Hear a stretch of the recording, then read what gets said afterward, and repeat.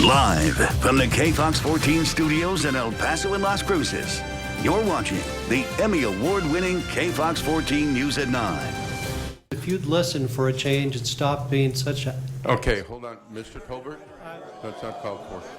First on Fox tonight, after a tense exchange in a public forum, City Rep Jim Tolbert now regrets lashing out against a staunch opponent to building an arena in Union Plaza. Hello, everyone. I'm Robert Olguin. And I'm Jillian Fertigan for Erica Castillo tonight. Tolbert made his comments just moments before council voted to find a new site for the $180 million facility. KFOX14 News at 9's Ryan Hill joins us here in the studio to show you how both men say they're ready to move on. It's not too unusual for a city council rep to address someone speaking out of turn. But a day after calling an activist by a disparaging term, a city rep now says he's sorry. If you'd listen for a change and stop being such a... Okay, hold on. Mr. Tolbert, that's not called for. Some harsh words from City Representative Jim Tolbert. He was directing his comments to Union Plaza activist Michael Patino. Stop being such a... It really upset me. It did not need to go, that far. I've never actually got to meet Mr. Tolbert personally or have a discussion with Mr. Tolbert. It seems kind of rare that somebody from, the city council would react in that method. The two did speak one-on-one after the heated exchange in yesterday's city council meeting. But it really wasn't about the words Tolbert used. Earlier today, I sat down with Tolbert to talk about the controversial comments. He tells me he regrets his choice of words. I think he needs to hear that this is a public apology. I think what happened is just, I want people to know that I just care a whole bunch. And what happened really happened in the passion of the moment. Tolbert says he wanted to make sure those who live in the Union Plaza neighborhood are aware of the ramifications of moving the arena site to the convention center. Convention center, if that indeed happens, I don't want commercial interests to come in and really force these people out and hurt them. For his part, Patino knows Tolbert is sorry. Accepted his apology and explained certain situations that, we coincide here with the commercial industry, the property owners, and the residents of Union Plaza. Patino says it did take a lot of honor for Tolbert to call and apologize for his actions. Reporting live in the studio, Ryan Hill, KFOX14 News at 9. Meanwhile, City Council remains at odds over where the arena should be built. As KFOX14 reported, Council voted 4-2 yesterday to abandon plans to build in the Union Plaza area. City Reps Michael No and Carl Robinson did not attend the meeting yesterday. No says he favored the Union Plaza site, but says even if the vote was deadlocked, Mayor Oscar Leeser did not support the Union Plaza site. So No says he's also against building at the convention center. I think it's a horrible idea, but I'm in the minority, so that's our system. I think that it will cost our community an enormous amount of money and harm it. KFOX14 reached out to Carl Robinson, who also wasn't there for yesterday's vote, but he still hasn't returned our calls. City Rep Emma Acosta says the city has spent roughly $1 million on the process of the downtown arena, but what's unknown is exactly where all of those tax dollars have been spent. KFOX14 asked for a breakdown and was told a majority of the money went to pay for a variety of services. An official tally of the money spent has not been calculated, but a spokesperson for the city of El Paso says the final price tag could be even higher. That's because it still hasn't received invoices for some expenses. So far, the city says it's paid for a study to determine for the best site of the facility, environmental analysis, property surveys, title work, outside legal assistance to assist with land acquisition, and consultants helping with relocation assistance plans. While the city looks for a new spot to build the arena, the Union Plaza neighborhood has something in store for its future as well. Since the city decided not to use that location anymore, the El Paso County Historical Commission is moving forward. The commission, along with the county, will conduct architectural surveys in the area. We also have a plan. The County Historical Commission, together with El Paso County, will be working on an architectural survey of all of downtown starting in January or February. That survey is going to begin in Duranguito and will eventually lead to the establishment of a national registered district in that area. That will free up tax credits for historic preservation, for renovating historic buildings. While preservationists are certainly celebrating the city's reversal, The head of Downtown Management District says the city is making a mistake. Joe Gudenrath says Union Plaza was the right location for the arena. He says his opinion is backed up by studies from independent consultants. Now he says tearing down the convention center to build an arena will have a negative impact on the city's economy. Gudenrath says developers have been holding off on starting new projects because they want to know where the arena will go. I'll just say for the past 4 years, I think the downtown market has been somewhat locked up by not knowing where the arena is going to go.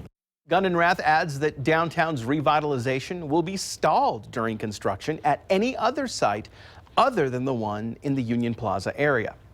Well, first there was one, now there are two. A second ethics complaint has been filed against Mayor Oscar Leeser and these 4 city council representatives. It accuses them of trying to circumvent state laws when it comes to the Texas Open Meetings Act. The allegations are tied to a series of closed-door meetings held last week between city officials and people opposed to the arena being built in Union Plaza. And while that complaint takes aim at 5 city officials, the man who filed paperwork to recall City Representative Courtney Nyland says his movement is gaining momentum. And as KFOX14's Megan Lopez explains, questions are now coming up on whether the recall may have influenced her vote on relocating the arena. People are not for sale. Neighborhoods are not for sale. Demanding a recall election. Union Plaza might be safe for now, but the job of one city council representative is not. Michael Patino says he has every intention of following through on his efforts to get District 8 Representative Courtney Nyland out of office.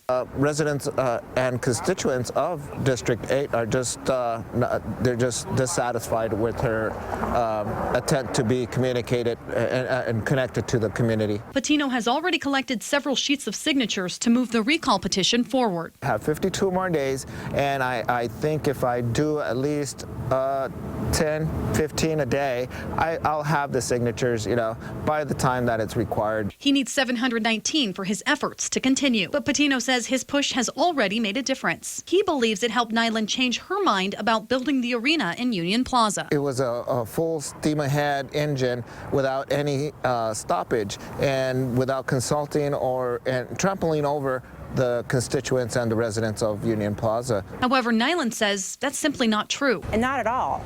And in fact, I'm one of 8 people. And so this was the decision that we made, my colleagues and I made as a team.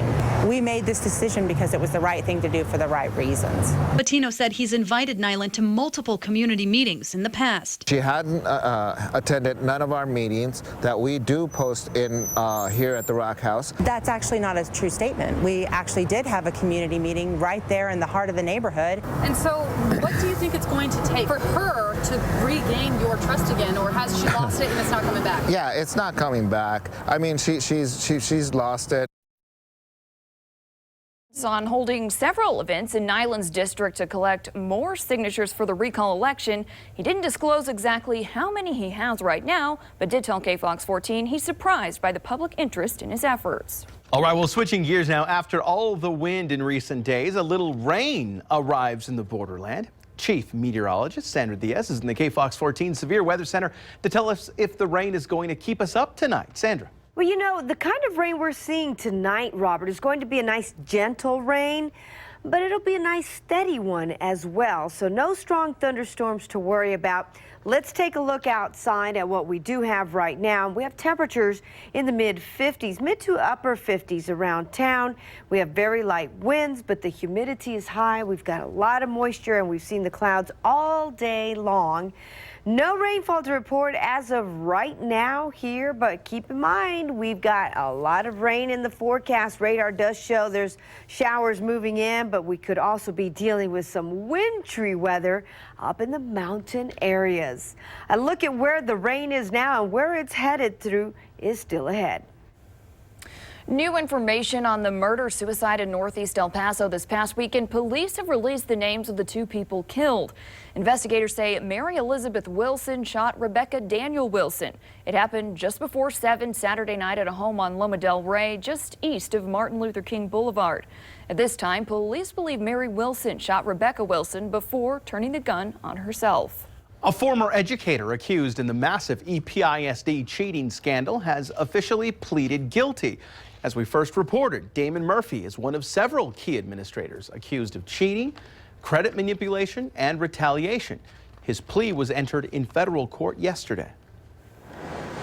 The El Paso County District Attorney's Office says it will retry the former Fort Bliss soldier accused of punching a county constable. A mistrial was declared last Friday in the case of Devin Huerta. Prosecutors believe Huerta punched Constable Robert White during a scuffle in 2014 and say that's what led to his death. Huerta is charged with aggravated assault in the case.